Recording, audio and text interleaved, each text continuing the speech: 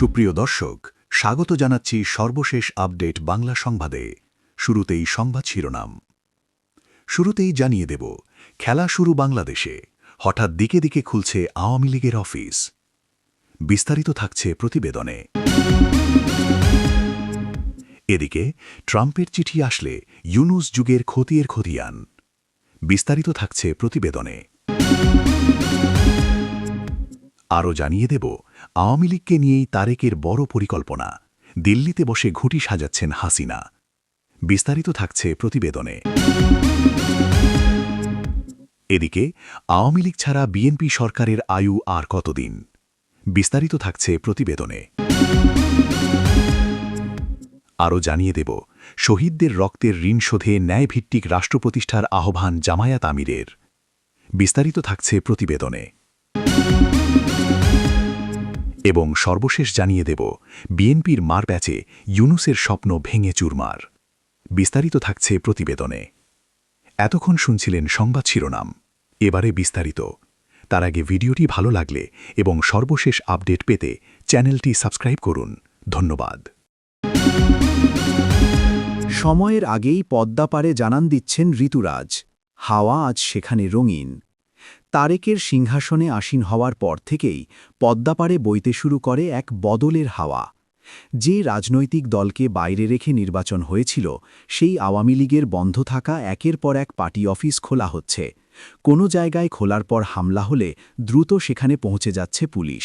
দুষ্কৃতীদের তারা গ্রেফতার করছে, নেওয়া হচ্ছে আইনানুগ পদক্ষেপ। নওগাঁ, খুলনাসহ বিভিন্ন জায়গায় বন্ধ থাকা দলীয় কার্যালয় খুলে নতুন করে সাজিয়ে তোলা হচ্ছে। গণমাধ্যম বলছে, বাংলাদেশের ৯টি জেলায় আওয়ামী লীগের কার্যালয় খুলে দেওয়া হয়েছে। এটা একটা বড় খবর। সামাজিক যোগাযোগ মাধ্যমে বলা হয়েছে, নওগাঁ নিয়ে এখনও পর্যন্ত মোটি 10টি জেলায় আওয়ামী লীগের কার্যালয় খুলে দেওয়া হয়েছে। প্রশ্ন উঠছে, আওয়ামী লীগের রাজনীতি কি উন্মুক্ত হচ্ছে? আবার অনেকে প্রশ্ন করছেন, অন্তর্বর্তী সরকারের দিয়ে যাওয়া ঐন্য কি বহাল রয়েছে, নাকি সব সেগুলি বাতিল হয়ে গিয়েছে? একটি শক্তিশালী দেশের রাষ্ট্রপ্রধান, স্বাভাবিকভাবেই এই চিঠির বাড়তি গুরুত্ব রয়েছে। এই চিঠিতে বহু বিষয় নিয়ে ট্রাম্প তার দৃষ্টিভঙ্গি এবং অবস্থান স্পষ্ট করে জানিয়ে দিয়েছেন। চিঠির গুরুত্ব দুইভাবে বিচার করা যেতে পারে। এটি যেমন একদিকে ঢাকা ওয়াশিংটনের আগামী দিনের সম্পর্কের অভিমুখ নির্দেশ করছে, অপরদিকে এই চিঠি আসলে ইউনূস সরকারের গত 18 মাসের খতিয়ান। এটা নিছক চিঠি নয়, এটা তারেক রহমান সরকারের জন্য একটা বার্তা। মোহাম্মদ ইউনূসের নেতৃত্বাধীন বাংলাদেশের অন্তর্বর্তী সরকারের প্রথম 13 মাসে সেদেশের রাজনৈতিক হিংসায় অন্তত 160 জনের মৃত্যু হয়েছে। আহত হয়েছেন 8,000-এরও বেশি মানুষ। সেদেশের মানবাধিকার সংস্থা হিউম্যান রাইটস সাপোর্ট সোসাইটি HRSS-এর প্রকাশিত এক প্রতিবেদনে এই তথ্য উঠে এসেছে। হত 160 জনের মধ্যে 85 জন জিয়ার দল বিএনপির। ওই রিপোর্টে বলা হয়েছে, 2024-এর 1 সেপ্টেম্বর থেকে 2025-এর 30 সেপ্টেম্বর পর্যন্ত 10,047টি রাজনৈতিক হিংসার ঘটনা ঘটেছে। 10,047টি। বাংলাদেশের নবনির্বাচিত প্রধানমন্ত্রী তারেক রহমান যে আগামী দিনে আওয়ামী লীগের জন্য যথেষ্ট পরিসর তৈরি করে দেবেন, তার একটা ইঙ্গিত কিন্তু পাওয়া যাচ্ছে। তারেক রহমান এই প্রথম যে তেমন ইঙ্গিত দিলেন তা নয়। নির্বাচনের আগে বিভিন্ন গণমাধ্যমে দেওয়া সাক্ষাৎকারেও তাকে এই একই বিষয়ে বলতে শোনা যায়। তাকে কখনো প্রশ্ন করা হয়, আওয়ামী লীগকে নিষিদ্ধ ঘোষণাকে তিনি কিভাবে দেখছেন, বা আওয়ামী লীগ সুপ্রিমো হাসিনার দিল্লি অবস্থানকেই তিনি এবং তার দলীয় নেতৃত্ব কিভাবে দেখছে। এই সব প্রশ্নের তিনি একই রকম উত্তর দিয়েছেন। সেই সব উত্তরের মূল সুর, তিনি চাইছেন আওয়ামী লীগ জাতীয় রাজনীতিতে সক্রিয়ভাবে ফিরে আসুক। ভোটারদের উদ্দেশ্যে তিনি এই বার্তা দিয়েছেন। বার্তা দিয়েছেন রাজনৈতিক বিশ্লেষকদের উদ্দেশ্যেও, বার্তা দিয়েছেন আওয়ামী লীগের নেতাকর্মীদেরও। বাংলাদেশের রাজনৈতিক মহল বলছে, বিএনপির জন্য আওয়ামী লীগ বেশ নিরাপদ, আর জামায়াত ঠিক ততটাই ভয়ঙ্কর। বাংলাদেশের রাজনীতিতে বিএনপি আর আওয়ামী লীগ ভিন্ন বিপরীত মেরুর রাজনৈতিক দল হলেও দুয়ের মধ্যে মিল কিন্তু এক জায়গায়। এই দুটি দল উগ্র ধর্মীয় মৌলবাদকে প্রশ্রয় দেয় না। রাজনৈতিক বিশ্লেষকেরা নিশ্চিত ছিলেন বিএনপি ক্ষমতায় এলে তারা আওয়ামী লীগের ফেরার পথ তৈরি করে দেবে। গত চলতি বছর জানুয়ারিতে টাইম ম্যাগাজিন তারেক রহমানের একটি সাক্ষাৎকার প্রকাশ করে।